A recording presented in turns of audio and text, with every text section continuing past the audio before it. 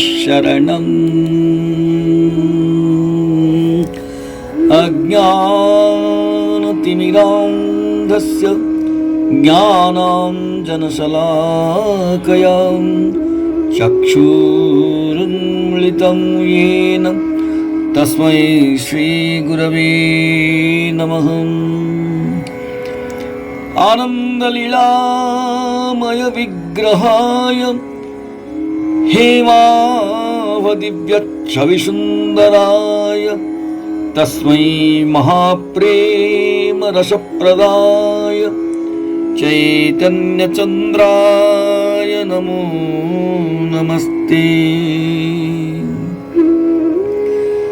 आजानुलम्बितभुजौ कनकावदातौ संकीर्तनैकपितरो कमलायताक्षौ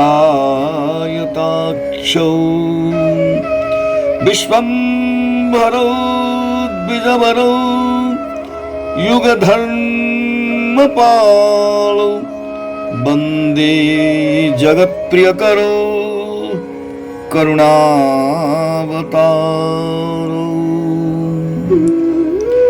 हरिर्नाम हरिर्नाम हरिर्नामैव केवलं कलो नास्त्यैव नास्त्यैव नास्त्यैव गतिरन्यथा।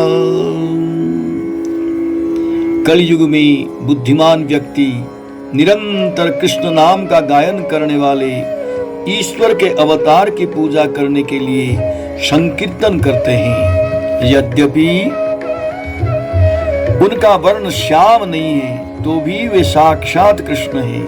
वे अपने पार्षदों, सेवकों, अस्त्रों तथा विश्वस्त संज्ञों से युक्त हैं। एकमात्र भगवान कृष्ण के नाम का कीर्तन करने से मनुष्य समस्त अवांछित अभ्यासों से मुक्त हो सकता है। यह समस्त सौभाग्य के उदय कराने तथा कृष्ण प्रेम की तरंगों के प्रवाह को शुभारंभ कराने का साधन है।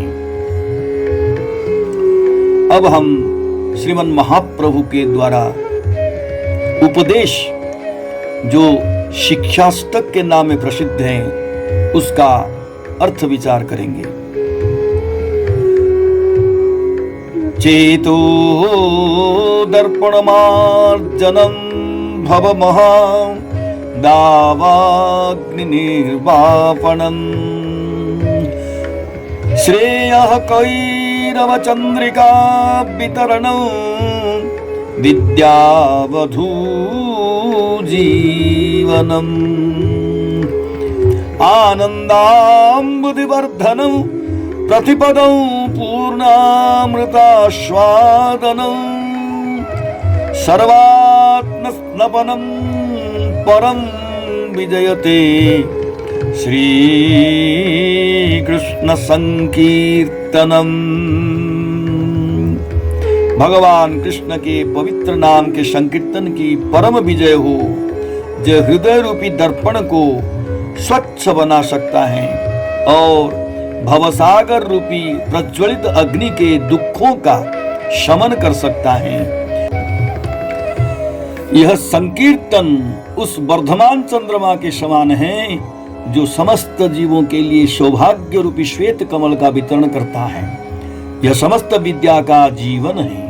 कृष्ण के पवित्र नाम का कीर्तन दिव्य जीवन के आनंदमय सागर विस्तार करता है। यह सबों को शीतलता प्रदान करता है और मनुष्य के प्रति प्रति पग पर पूर्ण अमृत का आस्वादन करने में समर्थ बनाता है। हरे कृष्ण मंत्र का सामूहिक कीर्तन करने से मनुष्य संसार की पापमय स्थिति का विनाश कर सकता है, अपने मलिन हृदय को स्वच्छ कर सकता है और सभी प्रकार की भक्ति का उदय करा सकता है। कीर्तन के फलस्वरूप मनुष्य में कृष्ण प्रेम का उदय होता है और वह दिव्य आनंद का आस्वादन कराता है। अंततो गत्वा उसे कृष्ण का सानिध्य प्राप्त होता है और वह उनकी भक्ति में लग जाता है, मानो वो प्रेम के महासागर में निमग्न हो रहा हो। श्री चैतन्य महाप्रभु के अंतर में विषाद तथा दैन्य भाव का उदय हो आया और वे स्वनिर्मित दूसरा श्लोक सुनाने लगे। उस श्लोक का अर्थ सुनकर मनुष्य सारे दुख तथा शोक को भूल सकता है। नाम नामकारी बहुधा निज सर्वशक्तिं तत्रार्पिता नियमितः स्मरणेन कालः। एतादृशी तव कृपा भगवन् ममापि दुर्दैवमिदृशमिहा जनिनानुरागः। हे प्रभु, हे पूर्ण पुरुषोत्तम भगवान, आपके पवित्र नाम में जीव के लिए सर्व सौभाग्य निहित हैं। अतः आपके अनेक नाम हैं, यथा कृष्ण तथा गोविंद, जिनके द्वारा आप अपना विस्तार करते हैं। आपने अपने इन नामों में अपनी सारी शक्तियां भर दी हैं और उनका स्मरण करने के लिए कोई निश्चित नियम भी नहीं है। हे प्रभु, यद्यपि आप अपने पवित्र नामों की उदारता पूर्वक शिक्षा देकर पतित बद्ध जीवों पर ऐसी कृपा करते हैं, किंतु मैं इतना अभागा हूँ कि मैं पवित्र नाम का जप करते समय अपराध करता हूँ। अतः मुझ में जप करने के लिए अनुराग उत्पन्न नहीं हो पाता। चूंकि लोगों की इच्छाओं में विविधता है, इसलिए आपने कृपा करके विविध नामों का वितरण किया है। देश या काल से निरपेक्ष जो व्यक्ति खाते तथा सोते समय भी पवित्र नाम का उच्चारण करता है, वह सर्व सिद्धि प्राप्त करता है। आपने अपने हर नाम में अपनी पूरी शक्ति भर दी है, किंतु मैं इतना अभागा हूँ कि मुझमें आपके पवित्र नाम के कीर्तन के प्रति कोई अनुराग नहीं है। श्री चैतन्य महाप्रभु ने आगे कहा, हे स्वरूप दामोदर गोस्वामी तथा रामानंद राय, मुझसे तुम उन लक्षणों को सुनो जिस प्रकार मनुष्य को अपने सुप्त कृष्ण प्रेम को सुगमता से जागृत करने के लिए हरे कृष्ण महामंत्र का कीर्तन करना चाहिए। तृणादपि शूनिचेन तरोरिव सहिष्णुनाम् अमानिनामानदेन कीर्तनीयः सदा हरि। जो अपने आप को घास से भी तुच्छ मानता है, जो वृक्ष से भी अधिक सहिष्णु है तथा जो निधि सम्मान न चाहकर अन्यों को आदर देने के लिए सदैव तत्पर रहता है, वह सदैव भगवान के पवित्र नाम का कीर्तन अत्यंत सुगमता से कर सकता है। ये उसके लक्षण हैं जो हरे कृष्ण महामंत्र का कीर्तन करता है।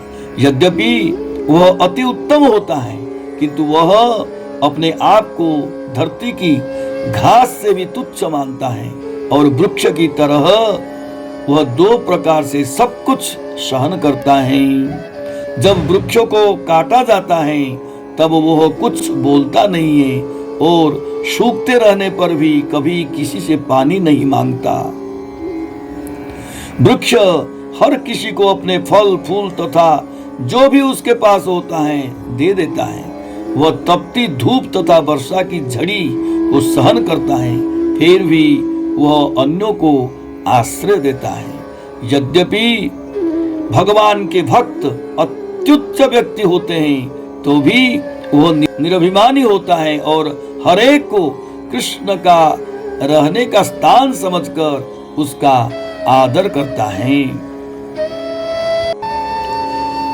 यदि कोई इस तरह से कृष्ण के पवित्र नाम का कीर्तन करता है तो वह निश्चय ही कृष्ण के चरण कमलों के प्रति अपना सुप्त प्रेम जागृत कर लेगा।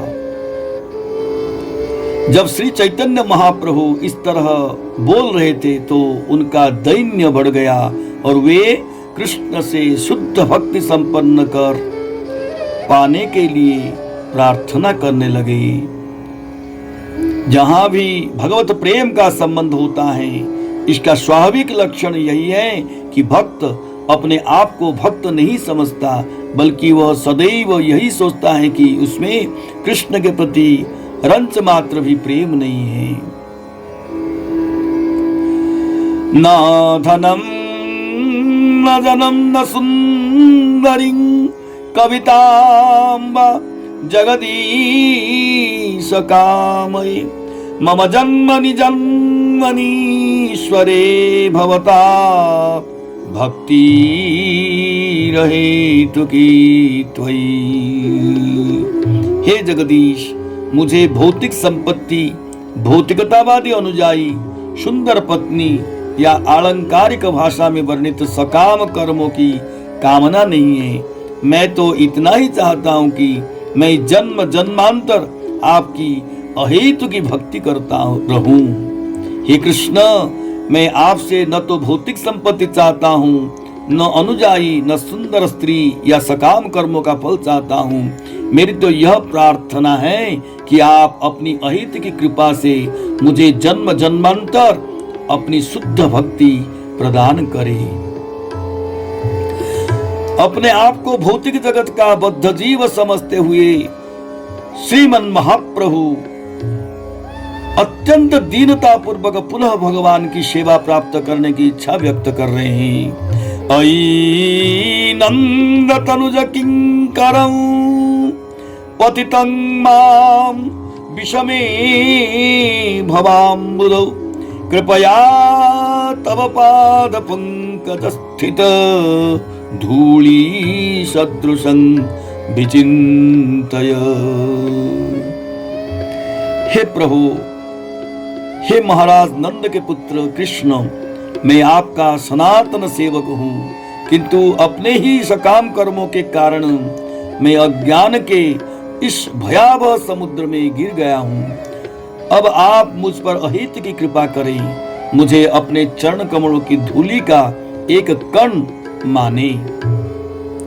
मैं आपका नित्य दास हूँ, किंतु मैंने आपको भूल दिया हूँ। अब मैं अज्ञान के सागर में पतित हुआ हूँ और बहिरंगा शक्ति द्वारा बद्ध हुआ हूँ। आप अपने चरण कमल को धूलि के कोनों में मुझ में स्थान देकर मुझ पर अहित की कृपा करें, जिससे मैं आपके सनातन सेवक के रूप में आपकी सेवा में लग सकूं।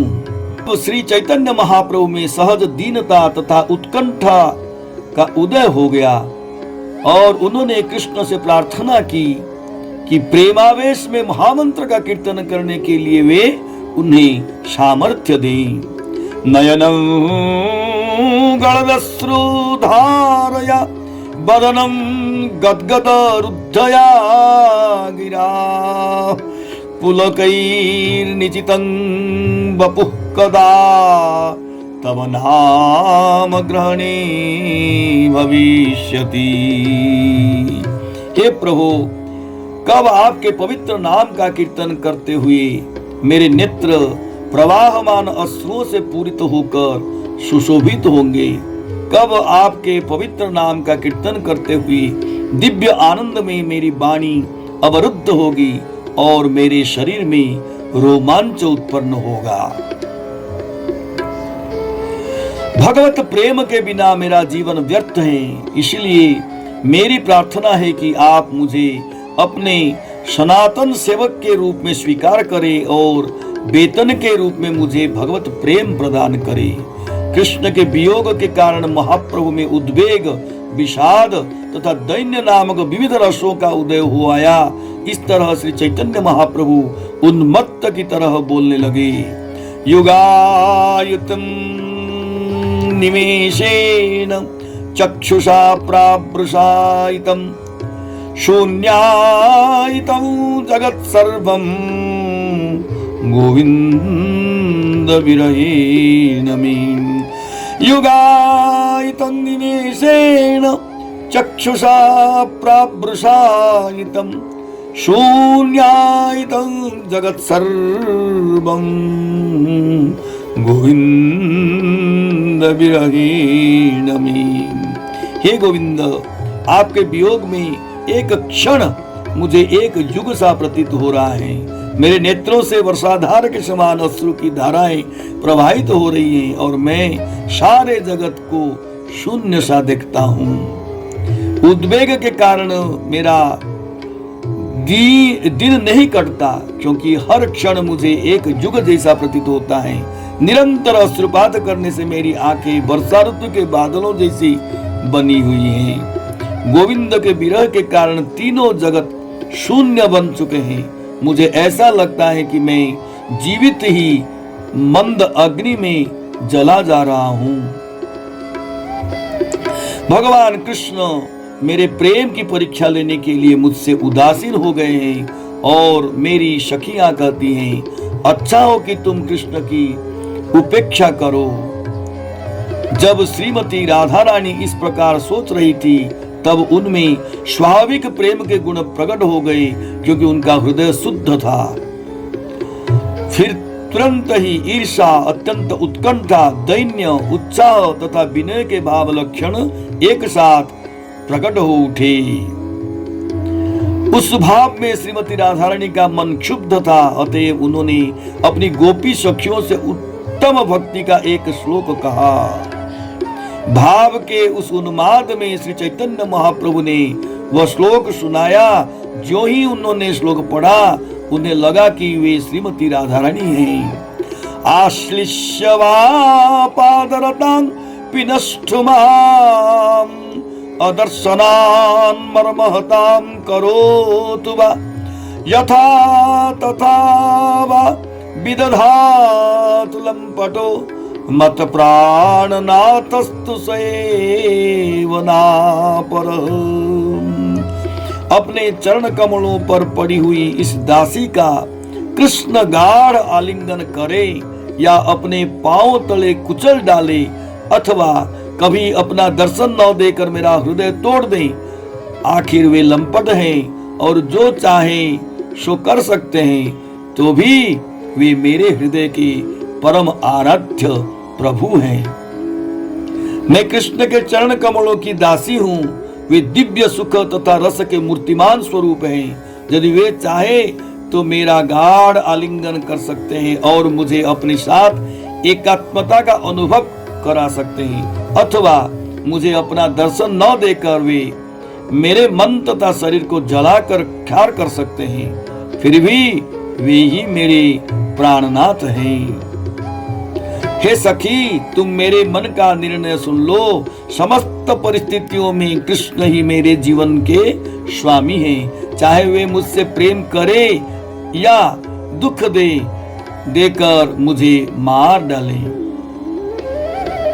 कभी कभी कृष्ण अन्य गोपियों के साथ छोड़ देते हैं और उनका तन तथा मन मेरे द्वारा नियंत्रित होता है। इस तरह वे मेरे सौभाग्य को प्रकट करते हैं और मेरे साथ प्रेमालाप करके अन्यों को पीड़ा पहुंचाते हैं। अथवा चूंकि वे ठहरे अत्यंत चतुर, धृष्ट, लंपट, जिसमें धोखा देने की प्रवृत्ति है, इसीलिए वे अन्य स्त्रियों के साथ करते हैं। तब वे उनके साथ मेरे ही सामने मेरे मन को पीड़ा पहुंचाने के लिए प्रेम क्रीड़ा करने लगते हैं। इतने पर भी वे मेरे प्राणनाथ ही हैं। मुझे अपनी खुद की पीड़ा की चिंता नहीं है। मैं तो कृष्ण के सुख की ही कामना करती हूँ, क्योंकि उनका सुख ही मेरे जीवन का लक्ष्य है। किंतु यदि वे मुझे पीड़ा देने में ही महान सुख का अनुभव करते हैं, तो वो पीड़ा मेरा सबसे श्रेष्ठ सुख है।